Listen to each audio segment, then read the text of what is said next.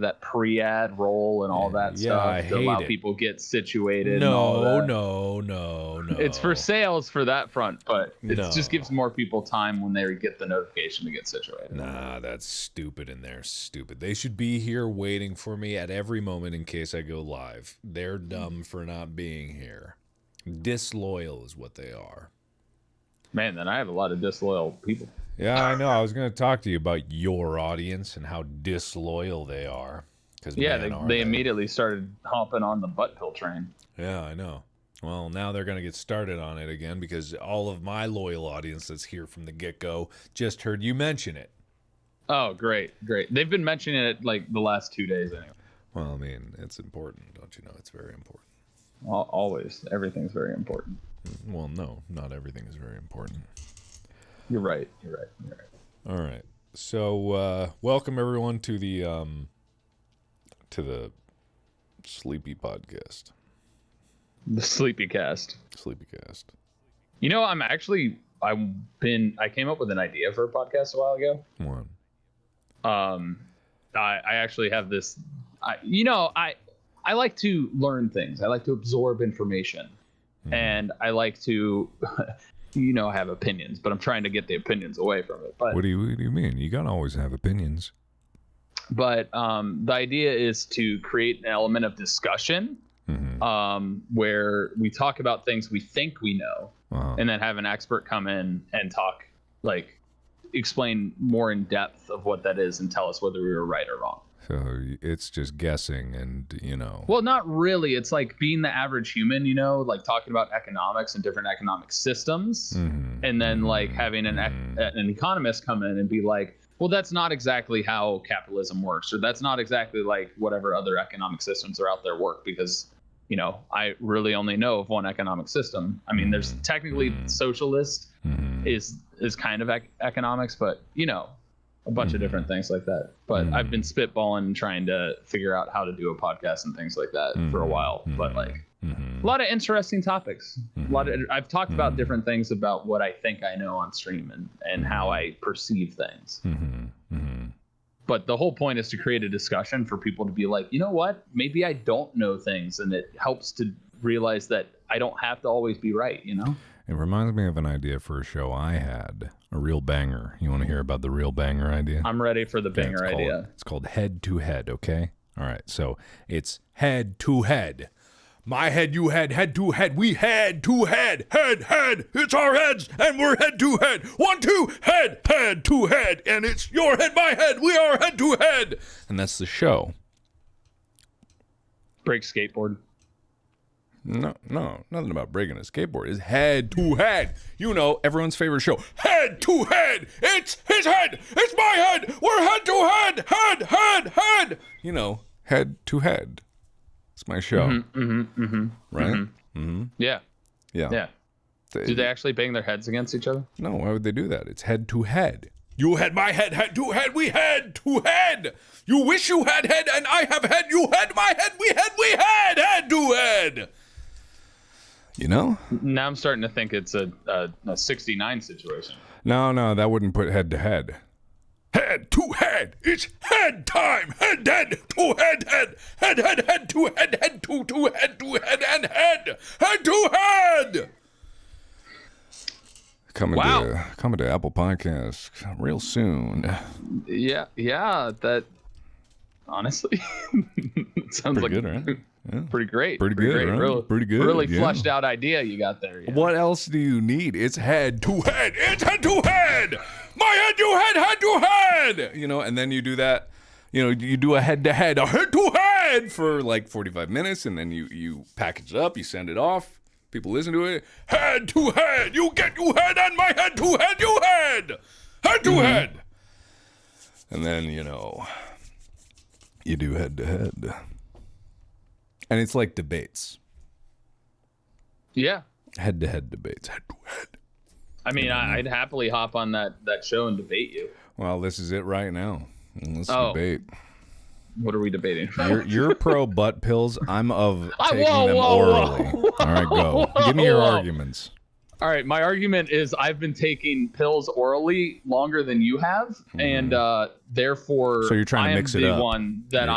You're trying to mix it up with I'm more on the butt. side of no. You've been doing it all your life. You're like, hey, I wonder what it's like. I wonder what it's like. No. I think sounds like what you're doing. So here's the thing. I'm a proponent of ass creams because, like, sometimes you need to cream down there, but you got hemorrhoids, you got other things like that, but not pills, man. I'm not shoving no.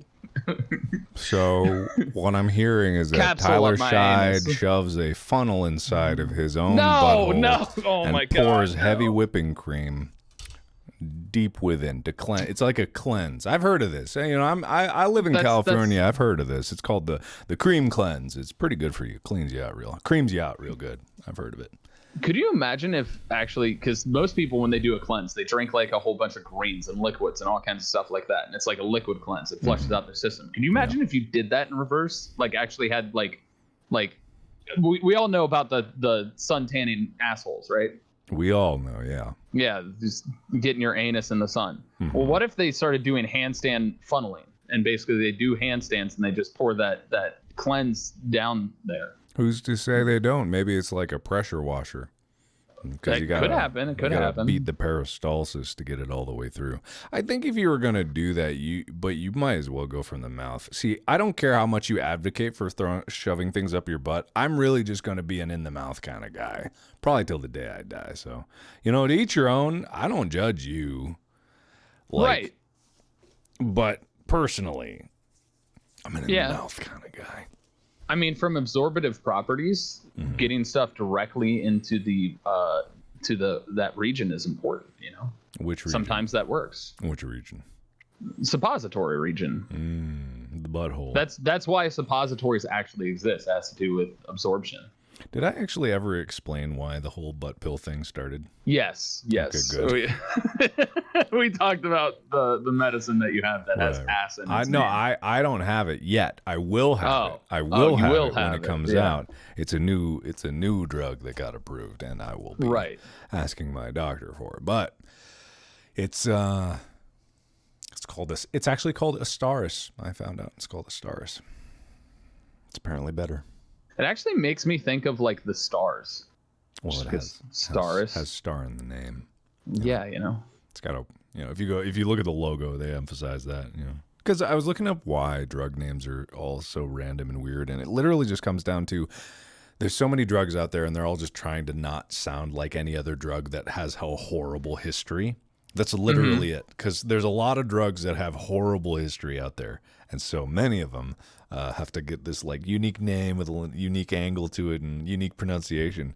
And so if they got star in the name, sure, that's good enough.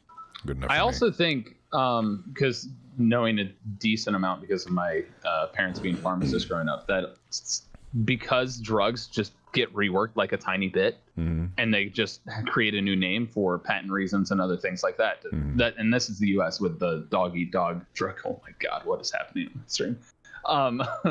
Dog eat dog situation of like we want to make the maximum amount of money and take advantage of this drug. So, for example, Cialis and Viagra are made by the exact same drug company. Sure, I think that's Pfizer, right? I believe so. I'd have to look it up again, but and basically they do the same thing. There's just a slight difference in the formula and how it works, and difference in side effects and stuff like that. But the reason that these companies basically do that is because then they can patent it again and make a shit ton of money, right? It's not about necessarily making a better drug, because a lot of times the second iteration has more side effects and sometimes worse side effects. Sometimes it's the opposite, but most of the time it's like it interacts with the body a little bit differently, and they consider it part of innovation, but to me it just seems like it's money grabby. It's profit. It's all about profit. Are you calling the creators of the stars money grubbing profiteers? I'm not necessarily calling them that. I mean, were they the creators of Ritalin back in the day or other drugs like that? No, oddly enough, no. I've actually done quite a bit of research on this company. And it's fascinating, the story behind it. The company that made it, it's called Chem Farm, and the guy who founded it, he originally made Vyvanse, right? He made Vyvanse, which is a prodrug of the amphetamine side. And so he left the company that made there, took his patents with him, and then that company got bought. And then he founded his own company, and then he spent like 12 years to get this product out, and it's finally coming out, and it's like it's what's called a prodrug of methylphenidate, which is an original formulation where it only works if you ingest it, and because of that, your body metabolizes it, and naturally it's long lasting and stuff like that. And it's got some other benefits to it, and it's like that sounds good, you know. So I'm like, hell yeah, yeah. So this isn't just a carbon copy. How dare you besmirch the lovely name of Chem Farm? I wasn't How saying dare that. you? I wasn't saying they were, but I'm saying from my experience with a lot of different drug companies, that's kind of how they function. Not all, obviously, like you can't group all people or all companies to be the exact same. Everybody works differently and does different things. But don't you know that corporations are people? Don't you know that? Yes. All right, you take the opinion that corporations are people. I'll say they're just heartless entities. Wait. How dare you, sir? I mean, corporations have to be people because they're made up of people, right? But generally, they're represented by one person. That's correlation, not causation, or whatever. You're correct, but without people, a corporation can no longer exist. We don't have that fully automation that exists in today's day and age. I mean, without people, we got a lot of other problems. So you're right, but only on a technical level. Wow, that was quick. I got it. I won. I didn't say you won, but now I'll say you win. Oh, sweet. Yeah. But folks at home, don't shove pills up your ass unless you're supposed to. That is the general. That's a general takeaway from all this. If you didn't know, I'm streaming with good old Tyler. He runs an exclusive suppository support group over at Apocalypto_12. If you ever need questions about it, if you ever need advice, guidance, he can show you on stream. He has actually a waiver from Twitch. He is the only streamer that is allowed to show his butthole for medical reasons on stream. So subscribe to him for that. You can access his entire backlog of vlogs of guided video tours. I need to change my title to disclaimer. Whatever Mark says is a lie. Why would I lie? Why? Can you just go, guys, just thank him for his bravery. Oh, Mark, did you speaking of like buttholes and stuff like that? Yeah, speaking of buttholes, did you see my my April Fool's joke? No, what was it? I created an OnlyFans. Oh, hell yeah, man. It's an OnlyFans entirely about my fro. Oh, that's awesome. How much money you make? You in the top 1%? I'm in the top 44% right now. Oh, that's pretty sad. That's not really that great. Yeah. Man. I mean, I got I have, is it like 60 people that subscribe? Of course, I wanted to set it at $1. Because like I also didn't want it to be like free, because that kind of like breaks the whole extra work I'm doing for the joke, but that's just me. Right, yeah. And I wanted to put it at $1 so that like it would be like, oh, $1, and then it's because it's not about making money for me. It's about doing something that's funny and goofy. And so I recorded a video for it, and I need to edit it, and I'm editing it myself, and I'm working on learning how to edit again because I forgot. You forgot? Just watch the video. Just watch your video. Yeah, but like you remember. All right, fine. Yeah. But I created an April Fool's video, and I posted it, and I was so proud of that video. Good man. And then everybody was like, I don't know if I believe this. And like then it clicked the OnlyFans link. Right, sure. And so I actually recorded. It's so awkward. Recording yourself in the shower is so weird. You got a shower video? There's a shower video. That's what I need to edit, but Gotcha. Well, good. I had to edit a video of me pooping, for goodness honest. Well, legitimately, yeah. I mean, we also like think about the stuff you've done. You've been in a bathtub with mashed potatoes. We've all been in a bathtub with hot chocolate. Now, listen, it really doesn't captivate the awkwardness of not only filming yourself pooping, but then editing afterwards both mine and Ethan's footage of him pooping. And I'm just like, is this weird? Yes, it's very weird. And so, yeah, we were getting. Actually, no, I won't tell anyone why, because if they weren't there, I guess they just had to be there. I mean, I wasn't there, so That's fair. Yeah, I guess you just had to be there. Yeah, I guess I just had to be there. Everybody in my chat is calling me the butt pill guy. The amount of push-ups and stuff that have been redeemed. This is. I now understand why you meant revenge. Well, you shouldn't have never actually promised to stream with me and then said you were going to keep your promise of streaming with other people. How dare you? You're right. What do you have to say for yourself? I have to say that I'm sorry. It's not good enough. That I've dropped the ball in the sense of like keeping up with things. Good, yeah, good. Okay, it's getting better. You'll get there, but and eventually, at some point, I'll be there for you. Clicks play song. Thanks, man. Thank you. Wait, can I change the song? Can it be "You've Got a Friend in Me"? I can't hear any song. Are you playing a song? No, I can't. They're copyrighted, so I'm pretending. I knew your mic was the wrong mic. I just heard your notification go off in your room. I heard it. I heard your donation notification. I heard it from your mic. I heard it. Everyone on my stream heard it. You've got everything twisted over there. No, I don't. It's correct. It was just I was real twisted. close to my microphone. You got it all messed up, man. No. Everyone heard it. Everyone heard it in my chat. Everyone heard it. Why did we hear it if it wasn't all messed up? It's not all messed up. It's because I was close to the microphone and I'm wearing the headphones that don't always encapsulate and keep the sound from getting to the mic. Sounds like a bunch of lies to me. It's not a. Sounds like a bunch of lies. Caught in 4K. What do you call 4K of sound? Caught in high fidelity. Caught in hi-fi. I've got you on hi-fi. Is that really what the term is? High fidelity audio? I don't know what the actual. I got you in 32 bit float 48. I got you in 92,000 hertz audio.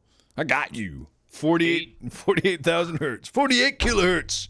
I got you in 48 kilohertz. K hertz. 8D. I don't know what 8D is supposed to mean. 98. I got you in 192 kilobit. I got you in 320 kilobit. Or is 8D supposed to just look like a penis? Because that's kind of what it looks like. It's real chubby little. Anyway. What dick have you seen that looks like 8 and a D?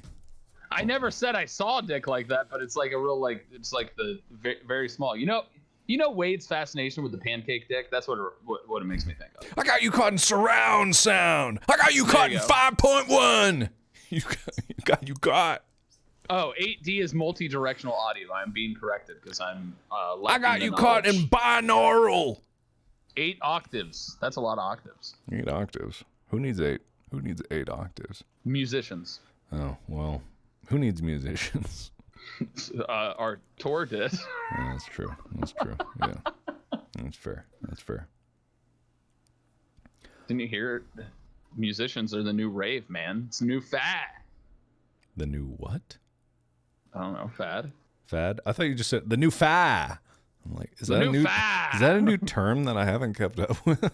Yeah, it's fad, but you drop the D because Mm-hmm. Yeah.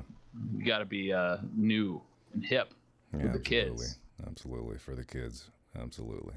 I'm being threatened with songs of butt whistles now. What the heck? I don't even know what that means. I don't either. Yeah. I assumed of all people, the person who has pooped on video would know what butt whistles are. Why would that have any association with me pooping on video?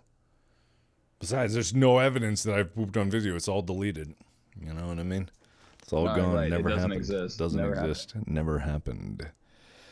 There was something I was going to talk about. I've completely forgotten what it was. First world problems, am I right? Yeah. Anyway, how's your life? It exists. I'm alive. I've been in my apartment. I actually went outside for the first time in like a couple weeks, which is not healthy. I don't recommend this. Get your sunlight, get outside. But to go see my nephrologist in person, you have no idea how excited I get when I actually get to go and like actually see people in person. Mm-hmm. Like my therapy is done over video chat. Like most of my hanging out with friends is over video chat or just Discord, mostly Discord. You know, and text, lots of text. So I was just like super thrilled, and got to hang out with my nephrologist, which was really great. My kidneys are doing well. And by kidneys, I mean my one kidney. Yeah. Well, don't you have 3? I technically do. So yeah, your kidneys. But the other ones are atrophied. They actually don't do anything. But your average is doing real good. My average is doing real good. Yeah, exactly. I got a nice 1.12 creatinine, which is like 89% function. Statistically, you're doing great. Or Yeah, statistically, you're doing terrible. Yeah, 89%, almost 90%. That's my kidney function right now, 89%. Is that good? That's good for me. Okay, good. When I was at like less than 5% before the transplant. Yeah, well, that's probably why they gave you a new one. Yeah, you know. And by given, I mean I swiped it completely from my brother, and he had no choice. At some point in the future here, we'll be able to print new ones. I'm pretty sure that technology is developing pretty rapidly. Well, the interesting thing that's being discussed, because obviously we're transitioning, we're having a mass transition of how we're doing vaccinations, right? We're doing more RNA-based stuff. They're getting rid of the old, like you just send the dead virus or dead bacteria into your skin. Yes. And your body reacts to it and builds the antibodies. Now we're doing stuff that's more catered and designed with the mRNA vaccinations, which is what the COVID vaccines are, if people don't know. And there's talk that there's potential for tailoring. Now, this, knowing our system and how drug companies like to work, is tailoring that to the point to where you can actually prevent your body from rejecting a transplant, so that you'd no longer need the immunosuppressant drugs that we have that I have to take for the rest of my life, that actually cause long-term damage and have side effects that are not fully understood because the argument of underlying condition or other things. Yeah. And it's so fascinating to me, and it makes me really excited. Yeah. The future of the world of like medicine and stuff like that, especially when it comes down to genetic, not so much genetic alterations, but genetic catering towards people's genes as they are, is exciting, because you open up a world of like customized treatments, especially in the world of cancer treatments, because cancer specifically really benefits from these types of treatments that are catered towards the individual person and them alone, because cancer is your body going rogue. So it's your DNA. And that's the problem with cancer, is your immune system doesn't recognize it as a threat, because it has all the identifiers of being your cells naturally, but they're just out of control. Which is a problem. Yeah, and I think from a general sense, I don't think people realize that cancer is constantly actually happening in your body pretty much, but your immune system attacks it. It's once it mutates to the point, or becomes to the point to where it doesn't recognize it, that it becomes the major issue. Yes. Your body's always like, there's errors that happen all the time. It says the human body and many living creatures' bodies have very robust systems to catch errors and fix them before they become a problem. And usually fixing them is killing it dead before it becomes a problem. And your immune system is very good at that. Yep, and then shoving it out in your poop. Or your breath, or your sweat, or pee-pee hole. Or pee-pee hole. Yeah. Which is why kidneys are also very important. Kidneys, the king of the pee-pee hole. We all know this. It's true. I mean, they are the ones that decide what goes in and what goes out of your body and what remains in. Someone said our bodies are so fragile. It's amazing. I think the opposite. Our bodies are unbelievably robust, but also fragile. Like the tiniest thing can definitely like knock you out completely. The smallest change. If our bodies stop making ATP for like a minute, we're dead. You know, if we stop breathing for a few, we're gone. But you know, body's kind of robust in terms of the number of error checks that it has built into it. Like the total cascade of chemical signals that goes on in the body is nowhere near actually understood. There's so many complexities in biological systems, which is part of the reason why I'm like, you know, everyone's like, oh yeah, we're going to build a great robot and it's going to be incredible. And I'm like, you know, the human body is kind of like the optimization of, like the complete optimization of micro design in terms of like a complex structure. Like if you think about what like a living creature can do comparatively to even like our dreams of robots, is like, we are incredibly energy efficient. We are capable of incredible feats of strength, learning, durability. Like if you wanted to build a mass-produced robot, you grow another human in a lab and, you know, pull a Blade Runner move on it and just reprogram it. And, you know, then you get into ethical concerns. But then I'd be like, if you were just going to make AI robots, what about the ethical concerns of that? You know what I mean? It's like, yeah.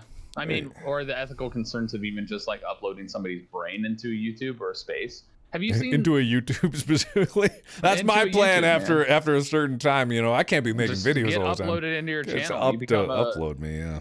And you become a true VTuber, like the epitome of a VTuber. You are a virtual reality human that's uploaded into space because you don't have a physical form, but you're like existing on the internet. Yeah. But the most fascinating thing, have you seen the show Download? It was on Netflix. I haven't seen or Upload. It might be Upload. It might be Upload. Very different things, man. Very different things. I think it's Upload. Okay. I may have dropped the ball there. But it's about like when you die, you have a choice between being uploaded into a digital space where, you know, it's like heaven, but it's like virtually controlled and you can buy things and do things. And it's very obviously like corporatalized market, you know, sales, sell it, stuff like that. And there's like the low tier and the high tier, and like you get the rich people at this crazy estate, and you got the poor people that literally you get like 1 minute of time to do stuff and then you're like shut down. Like it's like a whole different idea of like purgatory versus like heaven. And it's actually, it's on Amazon Netflix. I'm dropping the ball massively because I haven't seen it for a while. Yeah, how dare you? But it is such a unique take, and talking about technology and the fact that people want to like upload their brains into the digital space when they die so that they can like exist forever. And I'm like, I don't know if I want to exist forever. No, yeah. I find that whole idea fascinating to me, is because like it's not like I want to die, but I know there's going to come a point when I'm ready to move on. You know, I'm ready to let go. Like I don't want to live forever. I feel like that would be a very sad existence. I feel like at a certain time, maybe even just like consciousness isn't meant to sustain for that long. I'm all for like making quality of life better towards the end. You know what I mean? Like aging is a horrible thing, you know, in terms of like if it makes you completely feeble, and that kind of leads into it. But I know for a fact that someday I will die, and I'm fine with that concept. And like the idea of wanting to live forever is greedy, and also it places too much importance on yourself. And I feel like it's a very egotistical thing to say, I want to live forever. Me, I deserve it because clearly I'm great and I should be here. And it's like, or maybe not. You know what I mean? So I mean, you contribute a good amount to society, Mark. You know, you do a lot of goodwill. You help a lot of different people. But yeah, I don't think any, like the fact statement alone, like the juxtaposition of feeling like you deserve it creates a different mentality of like asshole-ish. You know, like the people that actually think that and are like, I'm better, I deserve forever life. You know, that's like the epitome of evil in those like movies. Yeah. I don't know if it's evil. It's just like, it's a common thing, of course, to be like afraid of the unknown, and you know, death is like a big unknown, and I get that. But it's also, I find it an excellent motivator of being like, I only have so much time, and I don't know when my time will be up. None of us know. And like I could have died many years ago. Who knows? And I'm still here, and I'm still able to do stuff. So I just want to do stuff while I can. But I'll take the forever life, please. One forever life. Can I get the deluxe forever life? It's a giant suppository. You have to sit on it. It's funny because I said that and somebody timed that perfectly to type the forever butt plug in my chat. You will live forever, but only if you have your forever life butt plug installed. If you ever lose it, it's over. You're dead. You'll die in an instant.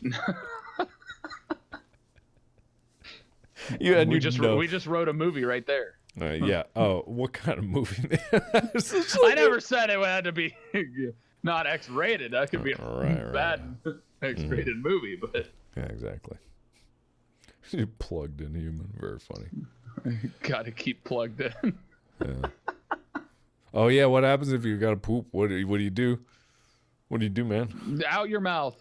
I don't think it does that. If you're backed up that much that it's coming out your mouth, you got other problems. Well, I mean, maybe there's.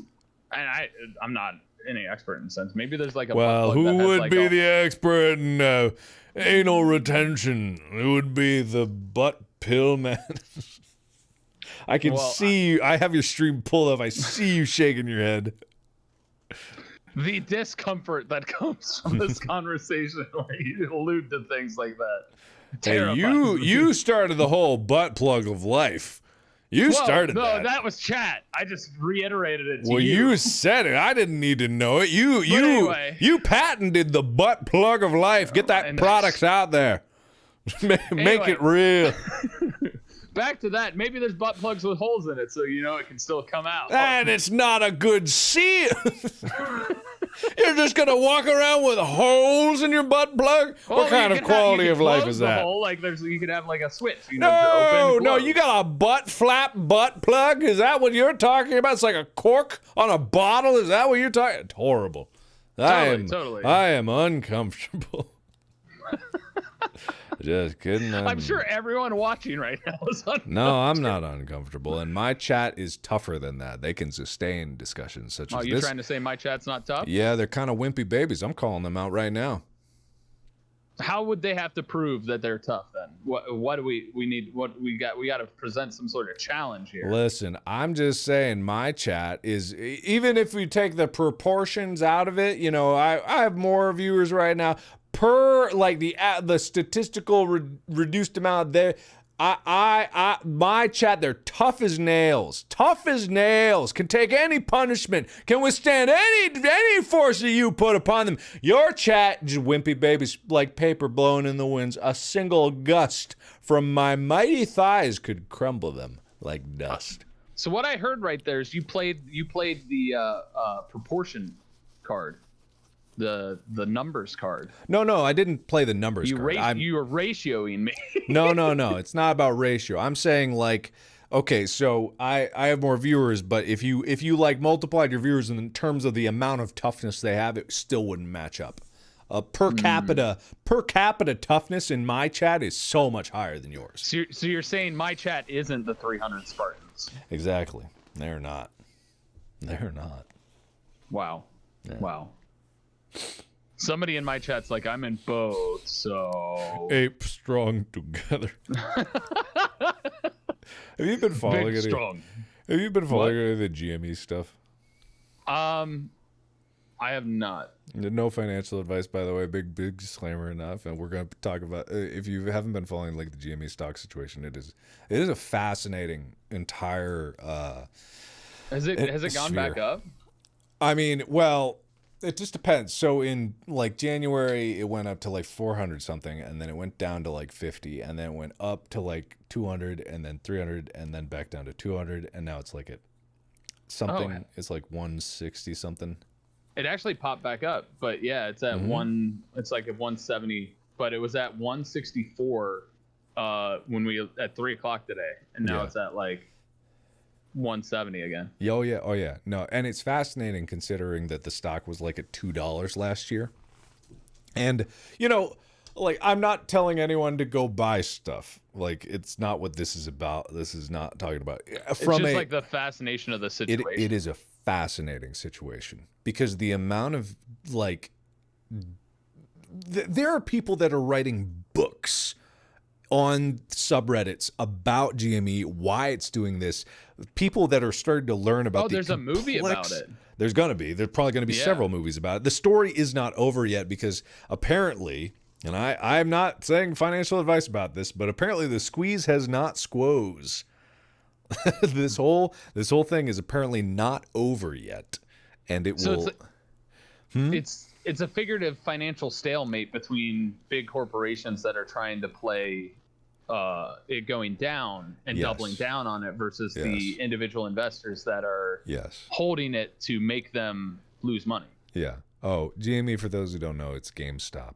And the whole situation, it started out with, I think about 2 years ago, to give people backstory on it, a lot of big companies thought that GameStop was going out of business. And, they had their reasons of like, okay, well, GameStop's this small retail store of video games. It's expanding digitally, games especially, Steam.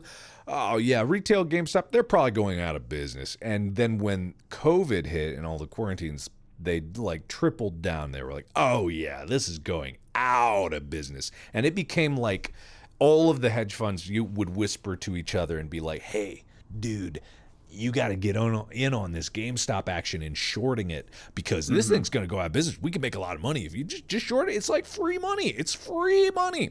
But the problem is because of the way the whole financial system works, apparently, and I'm not an expert in this. I've only glanced at stuff like this. The people that bet a certain way actually end up influencing the price of said stock. Well, not even just that. They're trying. Of course, they are trying to get it to go down all the way. But the problem is because the way that shares are handled when you short a stock, because when you short a stock, it's different from just selling a stock. Right. You're being loaned. Exactly. You're being loaned it. But you don't know if the person who loaned it to you is actually the owner of that share. It's very difficult to track that because the reporting on it doesn't have to happen too often. So what happened is GameStop was shorted over 100% of the amount of shares that even existed.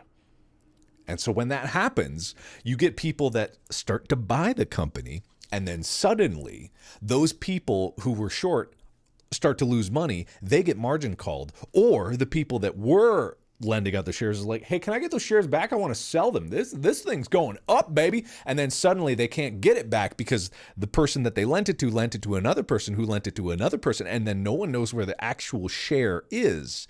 Yeah. And so what happens is like it as a company is, whatever the company is going to do is what the company is going to do. Like, but people buy the stock itself because they're just like, hey, I think these guys' pants are down, and maybe I believe in the company. Maybe I just like the stock. I like the stock. And then what happens is called a short squeeze. And when they buy, the price goes up. The people who are short, they start to lose money, a lot of money. If they were buying on margin, meaning they were not only borrowing shares, they were borrowing money to borrow those shares. They suddenly have to turn around, give those shares back by buying a share right off the market. Drives the price up even further. They have to give back the share. Other people buy because they're like, oh shit, it's going up. And then more people get margin called, and more people have to close out their position. And then the price just goes up.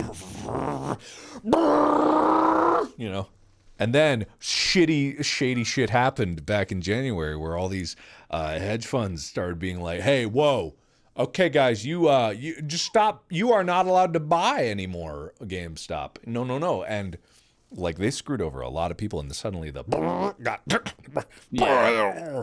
then they got like, there's investigations going on. Like, this is where I don't know, and this is where a lot of people don't know. Is like, is it still going to happen, right? Yeah. Because the price is still way up, right? And I'm not telling anybody to buy nothing. This is not financial advice. This is not financial advice at all. But it's a fascinating scenario of just how people, if they band together and decide to do something, it'll happen. Because this is what I've always said, right? Money's fake, right? Money, not real. It's just big rocks. It's just big rocks. Somewhere. It's big rocks. Whatever people want to pay for something is what that thing is worth, right? At the end of the day, that's it. That's the entire concept of supply and demand. It's the entire concept, right? It's the entire concept of finances. If people want to buy GameStop at $1,000 and they think it's worth it, then guess what? That shit's worth $1,000 because enough people decided that it was. And it doesn't matter if like it gets squeezed, because right now the price is up just because people are literally holding it and being like, No, I'm never selling it. I like this stock. I like how it looks. I love the smell of this thing. You know, it doesn't matter. If they never sell, the price never goes down. It can't go down because they're not selling. And if nobody sells, all you have are people to buy from people who are higher up. It's literally it's fascinating experiment about how hedge funds have been playing a game. You know, the stock market, everyone knows the stock market is rife with fraud. Everyone knows it. Oh, yeah. Look what happened in 2008. Everyone fucking knows it. And so it's amazing that a bunch of people on the internet managed to fight them at their own game, and they're winning. Like they're winning. Well, and this is interesting. People think that the stock market is capitalism. The stock market is its own element added into an economy of capitalism. Capitalism. This is the fundamental thing I think a lot of people get wrong, is understanding that capitalism is not defined by the stock market or anything like that. It's a fundamental theory of how an economic system can work. Mm-hmm. Yeah. And it's based on the concept, and the entire basis of the capitalist concept, from my understanding, I'm no expert, has to do with creating value in the sense of rewarding innovation and rewarding people for their time. You work more, you do more. That's supposed to be how it works. Mm-hmm. Obviously, there's a bunch of things from a governmental standpoint and different things that are regulated or not regulated to where it has become overwhelmingly taking advantage of people. Mm-hmm. And that's a problem. That to me is more of a personal problem, not the economic system problem, but it's something we need to fix. Mm-hmm. And so that's the base understanding. Everybody's like, screw capitalism. Like, well, without capitalism, and this is my point, is like, without capitalism, you don't reward innovation. You don't reward, from a financial standpoint, there's not really much of an innovation rewarding. There's no reason for me to come up with this new thing if I'm not going to reap benefits of, you know, creating something new, creating something unique, versus like, you know, the socialist system where everybody or really it's the communist system. Socialist, I believe, in a lot of ways can work when coupled with a capitalism system to create limitations. But if a communist system works, you can have one person A, who has the same job as you or isn't doing a job, and they're just sitting there, and you're working your ass off for society, because the whole idea between communists is working for the greater good. To where one person gets paid the exact same amount who is busting their tail and is a scientist, versus another person who's literally like choosing, and I'm prefacing this as particularly choosing, because not everybody has the choice of being able to work their ass off and stuff like that because of other limitations, choosing to not do anything, and they get the same benefits. Like, to a fundamental standpoint, I agree that should be the case from a medical stuff. From a financial standpoint, that system in of itself, because of the need for people to have to work, and that requires for people to want to work for other people, I feel like from a fundamental psychological standpoint, that theory of communism, which has never actually fundamentally exists, there's been attempts at it, but they've never truly met the theory, to where it won't work, because you won't get innovation. People will get upset because they're working their ass off while their brother-in-law or brother is like choosing just to not do anything, because like, why should I work? Because I get the same amount if I do or I don't. Like, I think it's all boils down to, I don't know how we got to this conversation, but I think what it all boils down to is removing the whole economic aspect of it. You can often never rely on altruism. You can never rely on people being like reliably good, but you can usually bank on the fact that at least some people are going to be reliably scummy. That's or reliably self-motivated, at least. Like, that's a fundamental aspect for many people. Is like, not me necessarily, but I'm also selfish in a lot of ways, and I'm egotistical in a lot more ways. But when it comes down to things like with capitalism or whatever, and when it comes down to innovation, it's like, at the base heart of it, people want to make money because money allows social mobility, right? So social mobility is really what the system that like is the American dream is all about. It's about the idea, and it was pioneered back in the days of Rome, right? Rome was the first civilization that had even the concept of social mobility. There were people that elevated themselves from like pleb farmers to which literally where the term plebeian came from, to having a spot in the Senate. Like, I think there might have even been an emperor that rose from being just a farmer. That kind of social mobility was never even heard of in the greater world. And a lot of what the American dream was based off was that any one person can go as far as they are willing to make themselves go. And that concept is not universally guaranteed, or not even here. It's not universally guaranteed, but it's not even offered in a lot of places. And so when you think about, when thinking about like capitalism, see, it's easy to boil things down into just one word or one definition or stuff like that, or communism or socialism. But in reality, what really makes people free is the freedom to make those life decisions for yourself and guide your own path through life. And really, I don't know if it's the best system, but the system that has allowed people to advance the most in terms of like innovation and progress has been the systems that allow for best social mobility. In terms of like, you look at a child born in unfortunate circumstances and they can still look to inspiration for other figures and be like, someday I could be the president, or someday I could start my own company, or someday I could like build the next SpaceX and go to Mars. Like, they could do that. And, you know, it should be emphasizing systems that enable people to achieve their dreams.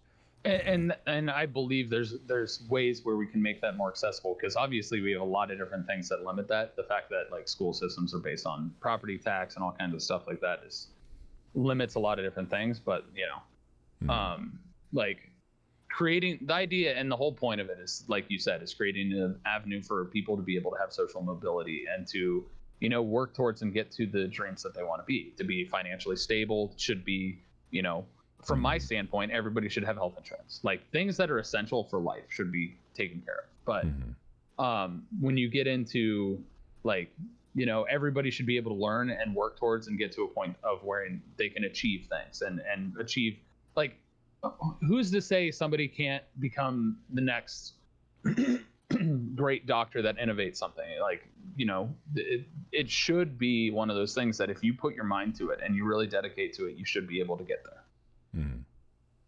That's the hope anyway. Yeah. And that's the concept. And obviously we're not there yet. And there's many systems that are broken. And greed, like I said, you can always rely on people being kind of self-centered.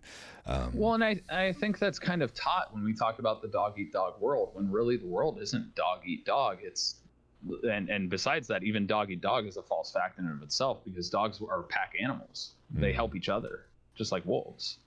So I think it's an element of how we were taught, because people are jaded in the fact that other people take advantage of them or stuff like that. Yeah. Because like I fundamentally say this all the time. Nobody has gotten anywhere without help. Some form of help, some person that inspired them, some person who believed in them, all of those things, that's help. So I don't know. I don't even know how we got on this tangent, but I have no idea. Anyway, back to stocks. Anyway, hey, stocks. Yeah. Do you invest at all, man? I have never had the knowledge base, and this is something that goes back to it, to understand the stock market. I understand the concept of it. I've just I just never have had like a retirement 401k. I've never had anything with regard to that. I technically have a Roth IRA that I set up years ago for tax deduction purposes, back in when there was a massive tax deduction if you set that up. So I have, like, because of a Roth IRA, that means I have money in the market, right? But it's controlled by a financial institution. So I've never personally done any like day trading or stock trading or long-term investment on the sense of the stock market. So my knowledge base is like, we learned about it in 5th grade through the Milford school system, and ever since then I forgot about it. Interesting. I've learned more about the stock market in the past 3 months than I've ever learned in my entire life, just because of the whole situation with like with GME. And it's fascinating because I don't own GME. I don't. But just looking at it from an outside perspective, and like, I'm not telling anyone to buy or not. This is not financial advice. Big disclaimer. Not financial advice. Head to head. Not financial advice. But just trying to see inside of this world is absurd. It's absurd. It's absurd, the amount of things, the layers upon layers of obfuscation that companies have put on top of it so that people are intimidated to try to do this by themselves, when in reality, it's not that it's complicated, it's that the game is rigged against you. And that's literally the fundamental basis of it, because the stock market doesn't really create value. It exchanges value for the most part. You know, there is the basis of like, oh yeah, a company can raise capital through doing like an IPO or something like that. But the fundamental basis of any stock trading is not to create value for anyone. It is to just change hands of who owns what and when and where. And literally, like one of the only ways the stock market creates value is through dividends. And that's it. That's it, because that's money that the company made. And that's the only place where money is, like, it's everything else is just like appreciating value based on like interest rates of banks and dividends. And everything else is just like, when the stock goes up, it's not like, oh yeah, that company had a banger quarter. It definitely pulled in $1 trillion this year. Like it's just like, no, a lot of more people bought it. That's pretty much it. That is literally the basis of it. And like, obviously, I'm cutting out a lot of details, but from what I've learned is it's just money changing hands. It's money changing hands, trillions of dollars a day. That's trading. Yeah. And that's it's just fascinating too, because you get into the fundamentals of like how banks make money, and we talked about this briefly. It's like, when Wells Fargo said you won't get your checks till this point, and then there was somebody coming in and saying, well, you're going to get your COVID relief check like through Venmo and all those things like 3 days earlier. Yeah, exactly. Talking about an immense amount of money for them to just get that tiny bit of interest on it. Exactly. Insane. And people don't think that matters to a bank that just got, like, what was it? It was $400 billion. Total. So one of the banks got like $50 billion in their bank account. You hold $50 billion for 1 week. You know how much interest that is? I'll do the math right now. I mean, even just going at interest rates today, which let's just say it's the 0.5%. Base, 0.5%. I think an online bank could get you 0.5%. So you got like 0.005 times. It would be that APY, so per year times 5 billion divided by 52 for a week. That's $500,000 just to hold that for a week. Just to hold it. And I guarantee you that bank gets better rates on its interest than people do. And it's just like just them holding. It may not seem like, oh yeah, we got to process it. It's like, no, you don't. No, you don't have to process it. Why'd this other bank get it out in a day? What's wrong with you? Oh, you had to hold it for a week. Why? So you could look at it, count the money. We had people behind a thing. Oh, there we go. Yeah, no, it was, you wanted that. You wanted that interest. Yep. And I mean, that can make a quarter, like in profits just on its own. Exactly. It's just fascinating. I mean, Wells Fargo has done some really sketchy stuff in the past. Oh, I was one of them. They signed me up for a credit card. Yeah, fuck them. Fuck them hard. Fuck all of them. Every one of them. No, don't give a shit about corporations because they don't give a shit about you. Well, how is this a hard lesson? Except for the corporations that sponsor me. Hey. I like you. I like them. I like them a lot. Companies that make me money, I love. There are definitely some socially responsible businesses that actually do smart things and do great things. And I will support them to high heaven. Like there's like one of the great ones for me, and I talk about this a lot, is like Ben and Jerry's. Mm-hmm.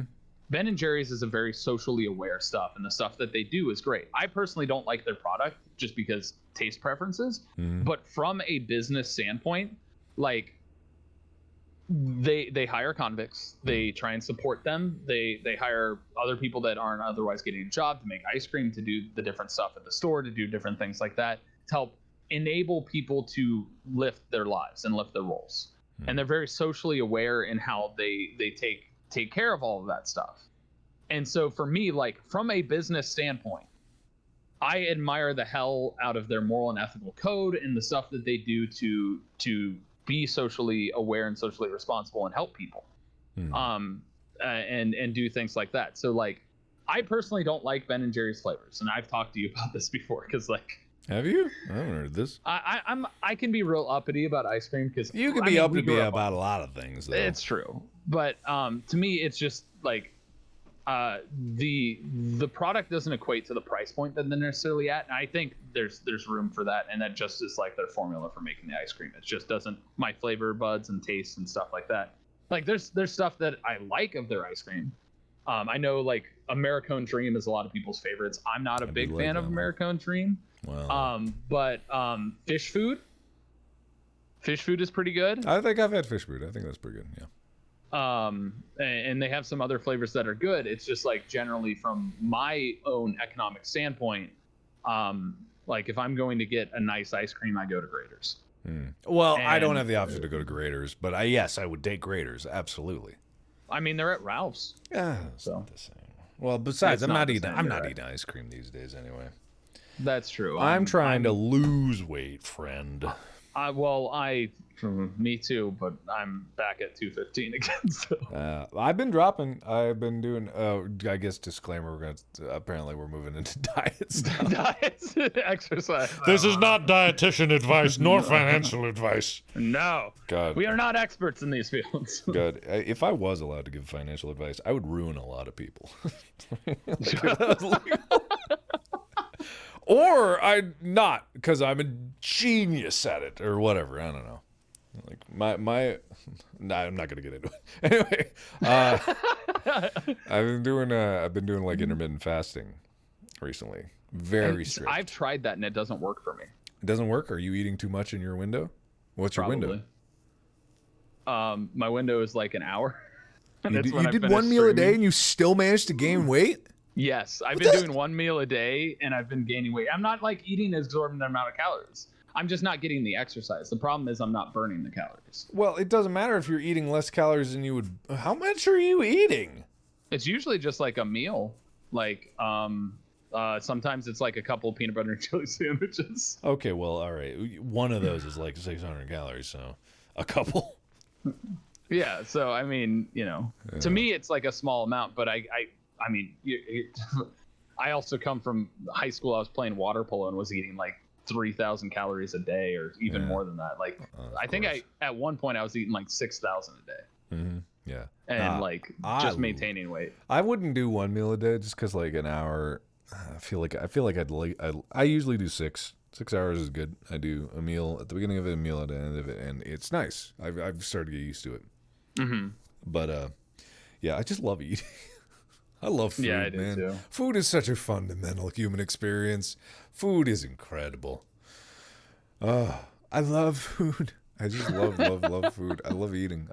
Which kind of like makes me mad because I don't spend enough time being careful about like what I'm eating, like choosing to eat good food, not just in good like good for you, but like good as in high quality food, like a good home cooked meal. Because I love food. Good shit, man. I mean, top tier quality stuff, man. Good food. Oh my god, now I'm hungry. Wow. I haven't eaten yet today because today I've just been like trying to sleep and take care of stuff. I've just been drinking water. It's like a cleanse day. We'll call it that. Yeah, cleanse day. That's so I have like a snack next to me. I've been drinking so much bone broth. Like bone broth, so really? Much bone broth. Have I not talked to you about bone? Oh, you man. have not talked to me about bone broth. Oh man, hey, bone broth, right? So you ever drink a bone, man? I mean, I've eaten bone marrow. Ah, man, this is all the deliciousness of a bone and the marrow in a delicious soup. Can you imagine how nutritious that would be for you? Can you I mean, imagine it's that? probably high in calcium. Oh, yeah.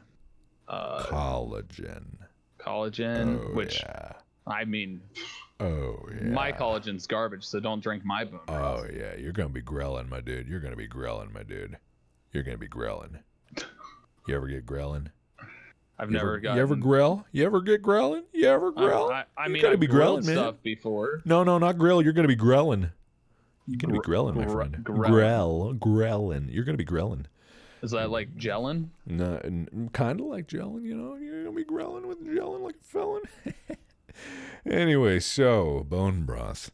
It's got collagen. So my foot is broken. Calcium collagen is...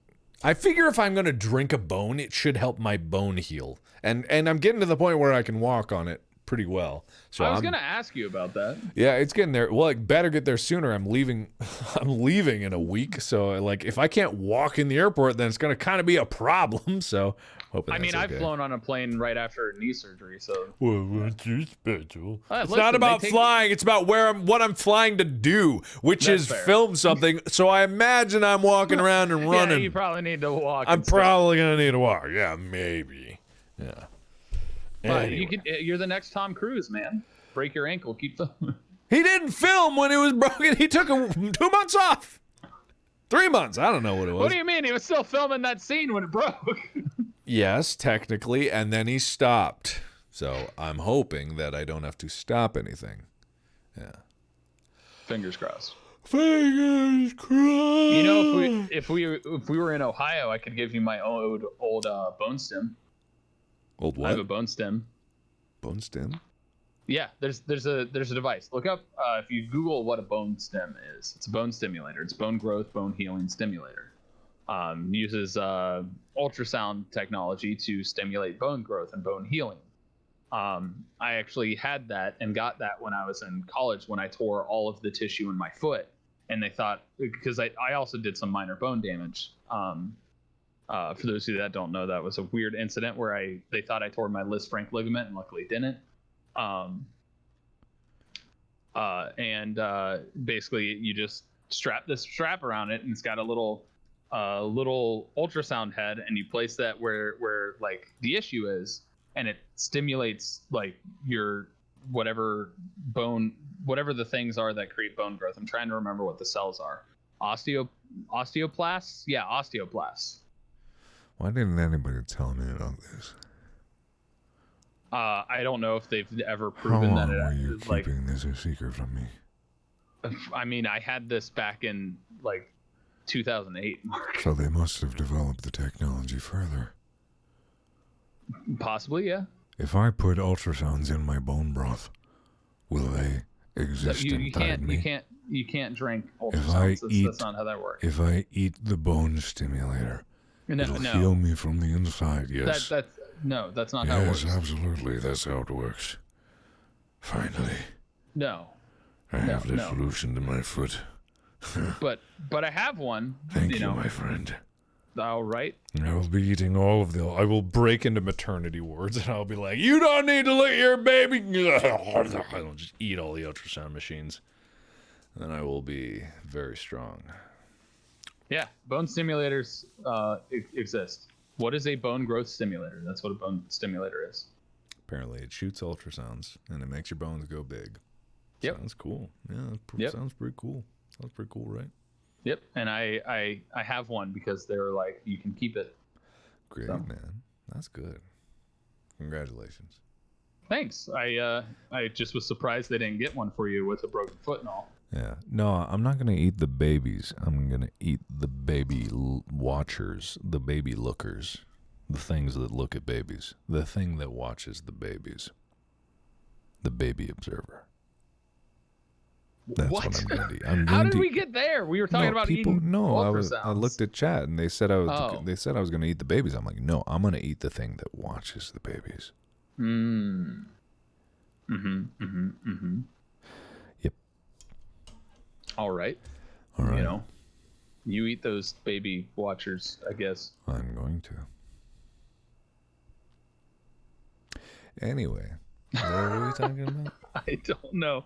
You were talking about your foot and being able to walk because you got to Yeah. go do things. Yeah, it's getting better. So a lot of bone broth, but that's boring. Whatever. Let's give unsolicited financial advice. Let's get in trouble.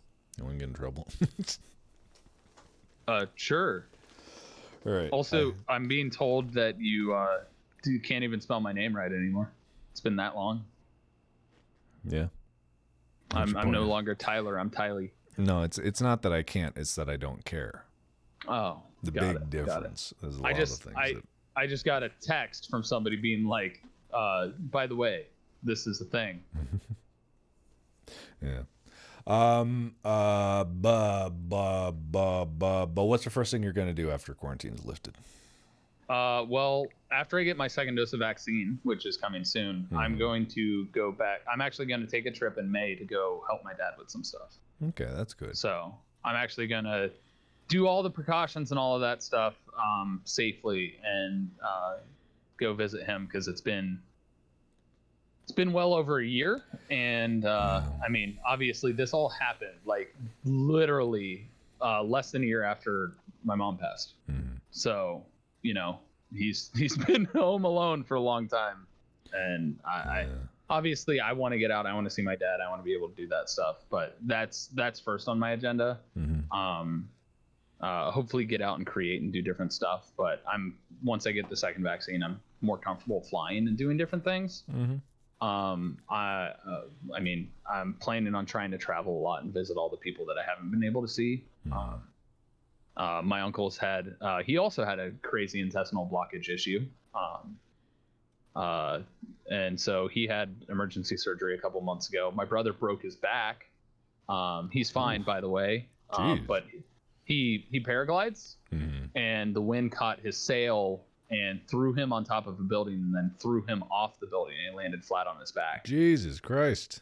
So he broke his back and luckily he's okay, like no nerve damage, stuff like that. Very, very unlucky in the wind catching him, but very lucky in the accident. So like I want to see my brother. I want to go skydiving. I've had a friend who wants to go skydiving for a while, like actual skydiving. Bird is it's a friend of Bird's as well, but go out and visit them. Like I don't see you do stuff with you. I haven't seen you in so long. That's definitely on my massive list right now. Well, it's different, Mark. It's different. It's not different. It's all photons. Different. It doesn't matter if it's in person or not. Yeah, it's different. Physical proximity is different. Like we've talked about this. I'm not one that can just like sit there and just be close to somebody and like feel like I want to do something, like do something, like, you know, go run in a park or hit Muscle Beach or something, you know, stuff like that. Yeah. All right, bro. All right, bro. Let's go hit Muscle Beach. Go indoor skydiving again. Yeah. I don't know, Mark. Yeah. Hell yeah, bro. Hell yeah. Just do stuff. So, and actually, yeah, being able to see people. First thing I'm doing is just going and seeing all the people I care about and trying to make sure I see everybody. Because it's just been so long. And like, I care a lot about a lot of people. So like trying to do all of that is going to be difficult, but I'm going to try and do it. So like, and then get back into that stuff that I was going to do at the end of the year before the pandemic began and try and make that happen again. But that's a whole other avenue, different thing I'm doing. Yeah. A lot of ambitions got put on the back burner. I guess all things considered, I made the most of the time, but at the same time, yeah, even I, who is a person that is very okay with being mostly shut in, am feeling the urge to go. Like, I miss going to a restaurant by myself. I miss that. I absolutely miss that. I miss going to a movie theater by myself. Those are some of my favorite things to do. It's not that I like being out and socializing. I just like being out, and I like being out and being in my own space, which is difficult sometimes considering, you know, like a lot of people come up and say hi, and that's fine. But I remember when I was filming Heist with Markiplier in in Austin, there was it wasn't Fogo, but it was a Brazilian steakhouse. And I just went there by myself, and I was just like, it was like 2:00, so it was like no one was there. It wasn't lunch, it wasn't dinner, it was very empty, but I just got a table in the back, and I was just like, there was a parade of waiters just bringing out meat to me, and I was like, yes, no, and I was just reading a book, and I was eating, and I was there for like 2 hours. I left a huge tip, and I was just like, that was fucking amazing. Treat yourself. Yeah. I treat myself. That's how I get good. But yeah, I just miss that. Filming Heist, and I don't know if I've ever talked to you about this, but it is literally one of the best things that I can recall in my memory. Oh yeah? Because and the reason for that is it happened obviously right after a very awful time for me. Yeah. And it was a massive uplift, and so nice to be able to see you, to see Wade, to see Bob, to like do something creatively, and just like, have that safe comfort and be around people that I deeply care about.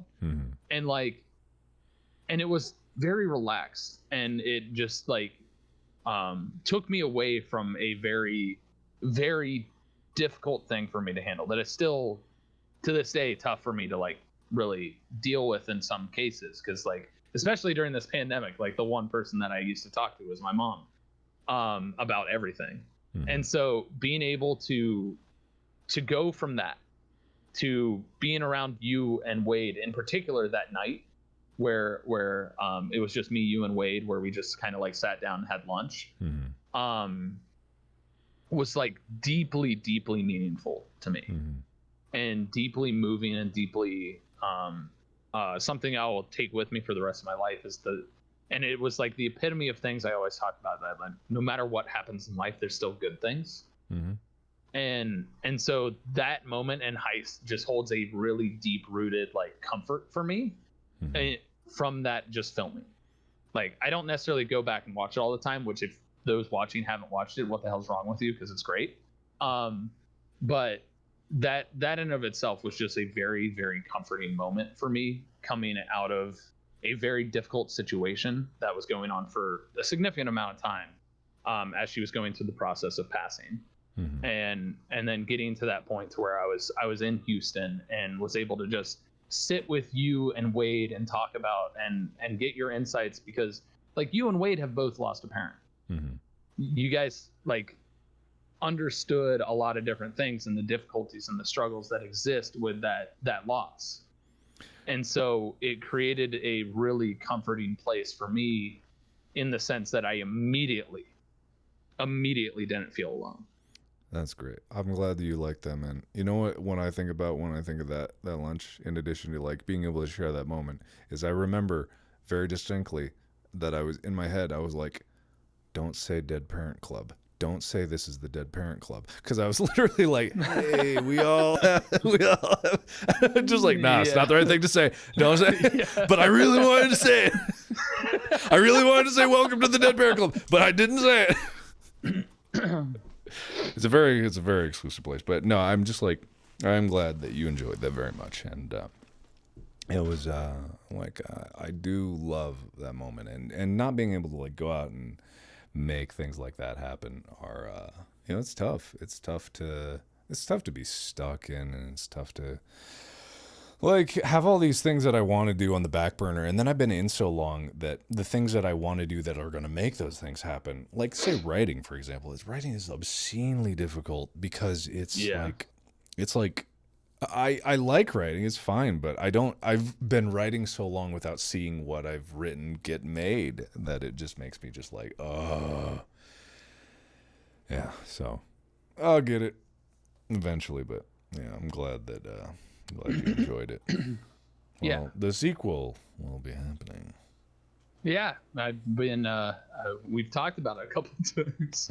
Yeah, it's actually making progress. It should be done. I'm super thrilled about it. I'm excited to see the final result and everything that goes into it. I need to drink some water. You're fine. But Yeah, I was actually. I was gonna say something before. What you said reminded me of something about like things that are hard. It doesn't mean it's not worth it, but I can't remember what it was relating to.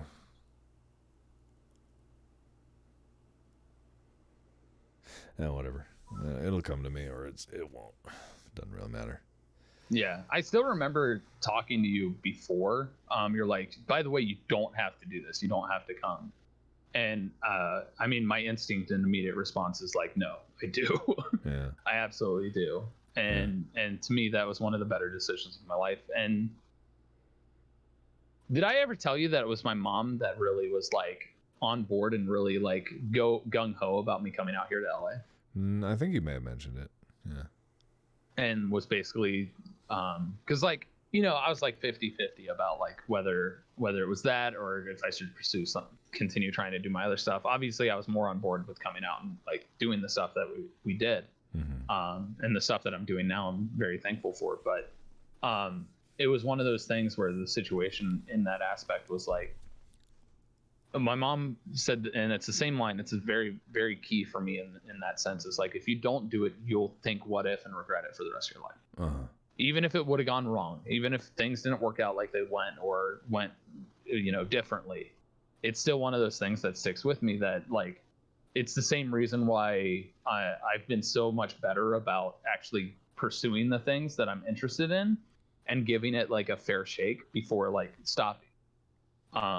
It's just that line of like, if you don't do it, it's something that you'll miss and possibly regret and wonder what if for the rest of your life. Yeah. You know what picture popped up today? You know how they've been doing like those suggested photos is the Turkey Tyler costume picture. Oh my God. Let me see if I can show it to chat here. Focus, damn you. Focus. Is it the one in the office where I'm just like, yeah, there it is. There it is. No, come on, focus, damn it. It's not focusing. There it is. This era of my channel was a weird time. Very strange, but you know, a lot of good memories came out of that. You know, it's funny. This era was date with Markiplier. Like came out of this era. And so like the whole origination of like the choose your own adventure thing and all those came out of that. And it's never gonna. There we go. Focus. Yeah. So like, if you guys haven't seen any videos from that time, you're gonna have to look at late 2016, early 2017. The world's most disgusting popsicle has been popping up on suggested feeds lately. Yo, it literally is that to me and everybody. So a bunch of people are bring up and ask about Markiplier mix and different stuff like that. Yeah. And for me, when people ask what my favorite Markiplier mix is, it's that. As much as that was like, because it's so nostalgic for me, because it's like I'm still trying to get comfortable in front of the camera, right? You can very much tell in that video. But ultimately, what it ends up becoming is it's like the epitome of like me and you during that time and how we like interacted and everything along those lines. And it just, to me, that is the true beginning of like the whole concept of Markiplier makes, because like we did the pumpkins, we did like all kinds of other stuff, and it evolved and became bigger things, but it was never called that until it ended up becoming that. Yeah. And so like I've had a few people come in and ask me that about the Markiplier makes stuff, and it's like that to me is my favorite. Well, I disagree. Like those are quantifiably different videos. It's a completely different era. Markiplier mix started with the pancakes. That you know, you can say that, but I still think the fundamental basis of it still comes from that. Well, as the maker of the video, I would say that you're wrong, but that doesn't make it any less special, man. I don't know you're particular about it. I hate to break it to you, but the first time Markiplier makes was said was with pancakes.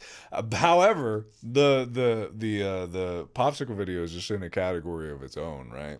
Because when it comes down to brands and like namings and conventions, stuff like that, you know, it's just like I don't really give a shit. Who cares? My channel named Markiplier. Who cares? It doesn't make sense.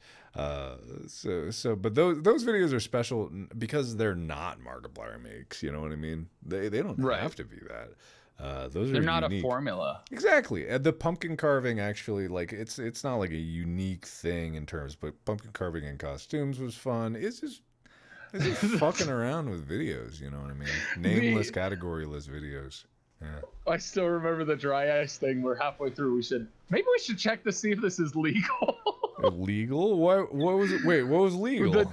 You remember? Well, we were talking about trying to make a pumpkin into a dry ice bomb, right? To make it explode. Right. And then we looked up whether is it legal to make dry ice like bombs? Because it's like they're not really bombs. It's just compressed air that eventually explodes, right? Dude. Because dry ice releases carbon dioxide. Yeah. Legality is so dumb, overrated, right? Okay, guys, in chat, if you're only looking at Markiplier Makes, you are missing out on some gems of videos. There are videos that are like not categorized, not in a playlist that you would have to go.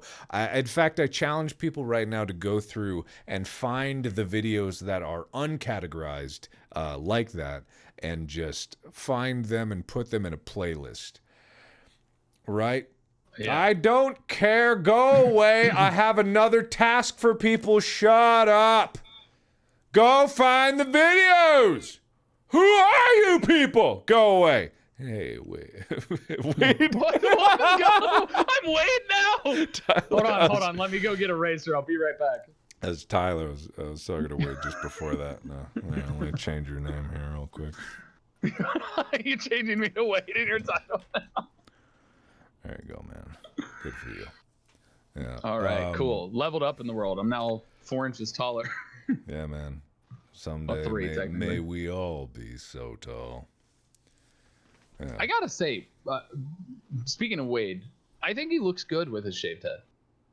Yeah, I've been saying that for a while. I mean, I think we can all agree he didn't look his best with the patchy hair, you know. Well, even thinking back to when like he didn't have like the crazy patchiness, I still think like him with a shaved head is clean and it looks good. Oh, it's clean. Very clean. Yeah. No, it's a good look.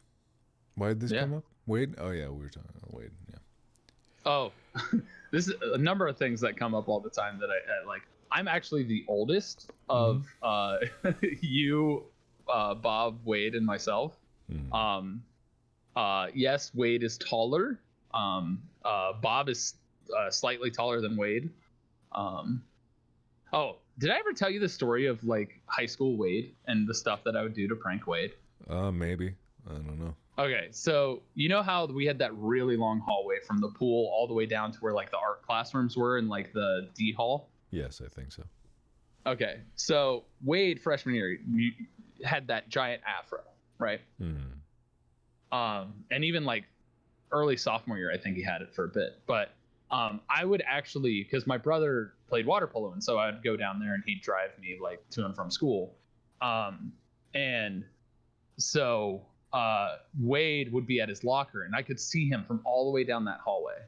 And if you yell in in the right way, you can actually echo it down the hallway. And because he was like taller than everybody, I would yell Wade down that hallway, and just see him pause and go and start looking around because he could hear me.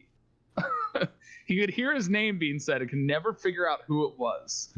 And so at his locker, every once in a while when I could see him, because he's towered above everybody and you could see the giant fro, I would yell down the hallway. And for the longest time, Wade didn't know it was me, and he thought he was crazy. That every time at his locker, or every few times at his locker, he would hear somebody yelling his name, and nobody would be around him yelling his name. And it's still one of my favorite stories for like Wade and my friendship as it developed over the years, because like Wade was scared of me and all that different stuff, but I did that to him so much that it's just hilarious to me that it's just like, hey Wade. I remember I once, this was in junior high, but I remember I once creeped I think it was Sam Spencer, not to name names. I creeped him out a lot because I had raced him from our lockers from the other side of the school to the band room, right? And we were going the same direction, and then I took a shortcut through the gym, around, and then into the band room, and then I didn't even look, and I timed opening the door perfectly so that he was inches away from the door as I opened it, and I just like opened it with a big smile, and he was like, "What the fuck? How did you do that? how the fuck did you do that? And I was like, in this moment, I am a god. In this moment, I am a god. Well, and the greatest thing about that is like you were still fast. Like you were never slow as far as like athletic capability. So that cracks me up. Lightning. I was like lightning. God, Man, junior high was I a still wild. remember Sam. Junior high was a wild west. Oh yeah, I saw Sam. He was doing a video. He did a video for DP Review because I was looking. Really? I was looking up cameras. I knew he was always into cameras, but I was looking up cameras like a year ago or something like that. And then, I saw he was reviewing this camera. And I'm like, Sam, it's just Sam. Is that you, Sam? I couldn't believe it. Like I couldn't believe it. It was like there is. Hey, look at you doing the camera thing. That's great. Good for you, man. Good for you. Anyway, who's the fastest among the five of you? I don't between now. I don't know, man. No one. I mean, I think we'd all fall apart. I've had 3 knee surgeries. My foot's broken. Like it's not gonna turn out well. Yeah, and so, I mean, for the longest time, people are trying to say Ethan. No, Ethan's not the fastest. He's fairly quick. I mean, if I got in shape, I guarantee you I would blow him out of the water. Because I used to run a 4.540 and a 6.660 yard dash. Those so many numbers, man. I don't even fucking. No, I was actually fast. Yeah. Like Wade's also deceptively fast, or he was. Well, he's got those long legs, and the big ass hides his powerful glutes, and then he just pumps those cheeks. When he sprints, he really launches himself. No one could ever stop him. Like, I think that I've never trained sprint except for when I did hurdles and long jump. Okay, I trained sprint and those factors, but yeah, I never liked running. Running was just hell until I learned to love running, and now, God, I wish I could go run. Yeah, I wish I could go run. I mean, I'd take a knee to just fix my knee so that I can go out and run. Why don't you just get a new one? You know, they talk about knee replacement, right? Knee replacement is supposed to be like this great thing.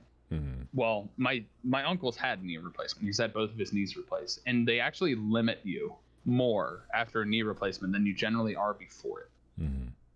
Like exercise, hiking, running, stuff like that is like, you know, like lesser than what you do. Like weightlifting, heavy lifting, long, like you can walk, but like running or anything that's considered impact, which is like running, jumping, all of that stuff, playing basketball. Like all that stuff is like, no, don't do that after a knee replacement.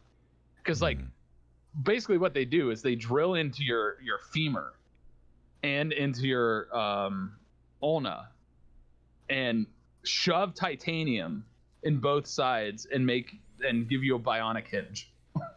Well, I mean, so if you think when you do impact, you basically have that bar of titanium shoving further down into your bone. Yeah.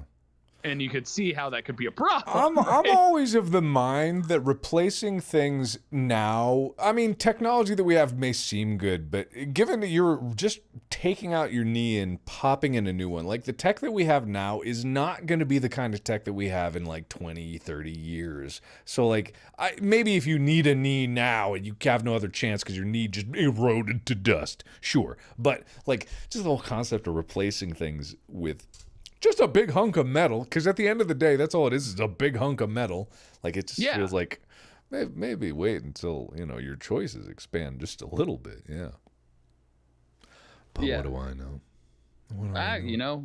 I mean, we're getting to the point where joint replacement, like transplants, is becoming a thing, and very well could become a thing. Do you want my legs? If I die before you, you can have my legs. How about that? You'll be just a little shorter, but you'll have working knees. I'm pretty sure they wouldn't just take your legs and like reattach them at the hip. That's what I think it's easier to just cut out your knees and then put your knee inside my knee. You know what would be amazing is if you had my knee, both my legs, you would then be a quarter Korean. You're right. Yeah, see? Yeah, you see it? You see it? Yeah, you got it? Yeah, absolutely, man. So well, how would you determine the proportionality of that? Is it based my by legs are half of my body. I'm half Korean. It's a quarter. You get my legs. You're a quarter Korean. You're in the club. You're in the club. the club, man? I'm in the club. New club for me to join. Dead Parent Club, check.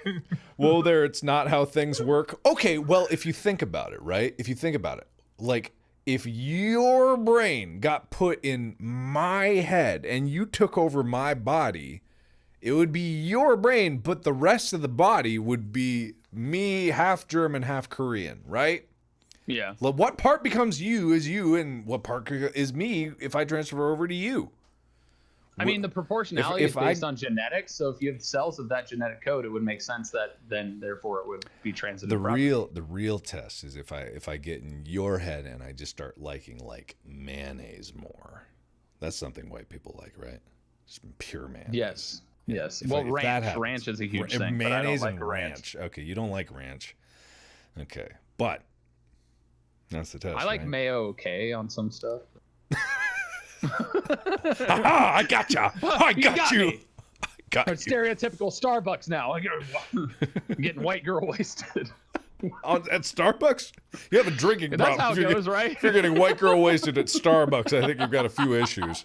Sneaking in some flasks. Yeah. I actually have a flask. You have a flask. We both got a flask. Yeah. Yeah. And no one knows why. Don't tell them why. Don't tell them why. It's a secret why we have flasks. Yeah. Don't tell them why. That's financial advice. I'm not allowed to tell you. Yeah, and you got to be a part of the club. You know, be a flask club. Yeah, where you got the flask club. Flask club. Yeah. Yeah. It's really cool though because we got our names on them. Yeah, we do. For secret reasons that you will never understand, never know. It's not a cult. It's not a cult. Or it could be a cult. It might be. You would never know because you're not a part of it. Yeah, you're not a part of the club. Yeah, absolutely. God, I'm tired. Somebody just said vegan reason. What? I don't even know what vegan reason is supposed to mean. For not liking mayonnaise.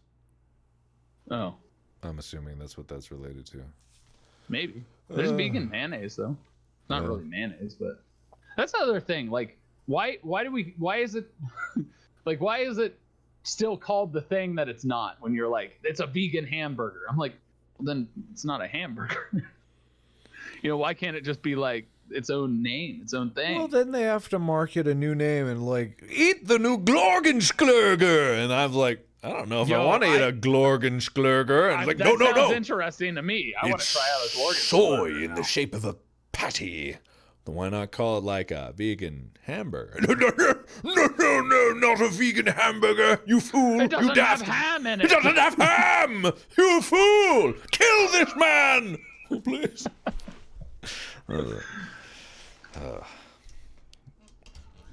I'm very tired.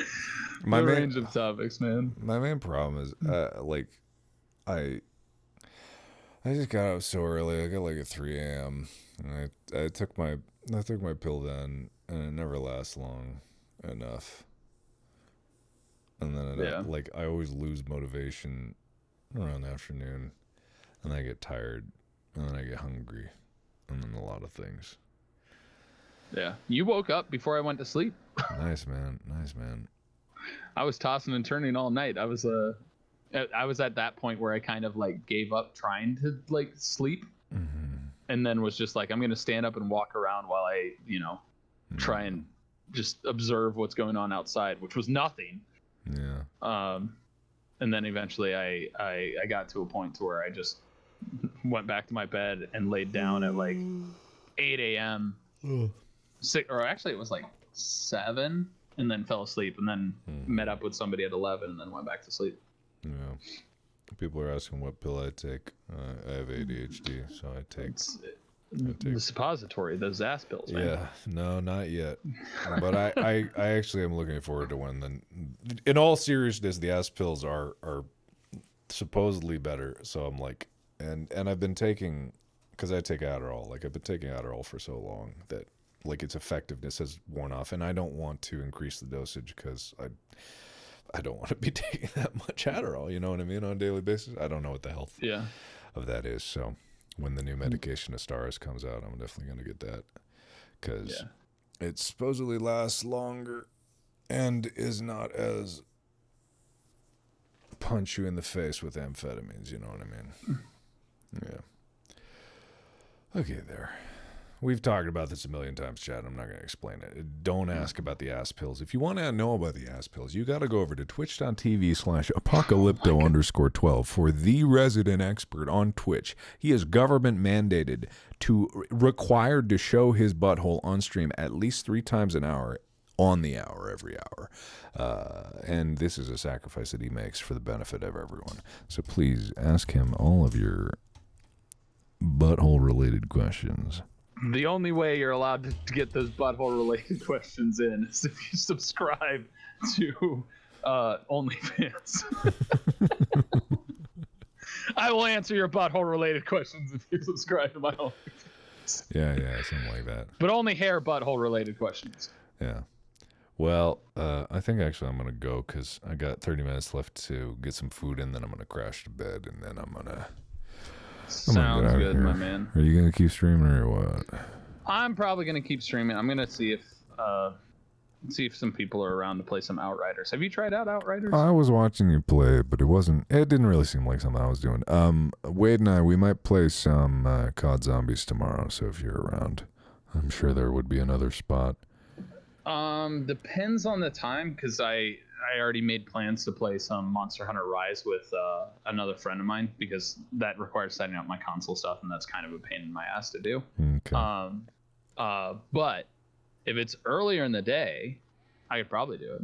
Like if it's before my therapy appointment at 1, I could probably do it. It probably won't. So it'll probably be later in the evening. Well, if it's later in the evening, then I got a D&D obligation. That's the thing, every Friday. You'll miss out then. You'll miss out. I'm going to miss out on those brain-eating zombies. Yeah. They eating them and spew them at you. Yeah, they do spew. They spew, all right. Okay. So. Well, everyone go give Tyler a follow. His links are being posted by the mods here and there, but you can just look over him. I'm going to rate him after this, and then you can... give him a follow. He is not actually a butthole expert, but he will try his best for you. That's what he does. I will tell you to not hold in your poop so you don't get hemorrhoids. That's fair. That's good advice. He's already getting the good advice through. Yeah.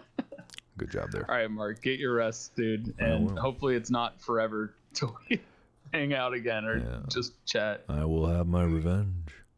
I mean, you really got it today with calling me Woad and Tylee and all those things. And Tylenol, I was told to call you that. Oh, so now I'm becoming a drug. I get it. Yeah, it's all what it's all about, man. That's right. I'm real bad for your liver. Yeah. All right, goodbye. All right, see you, Mark. Bye.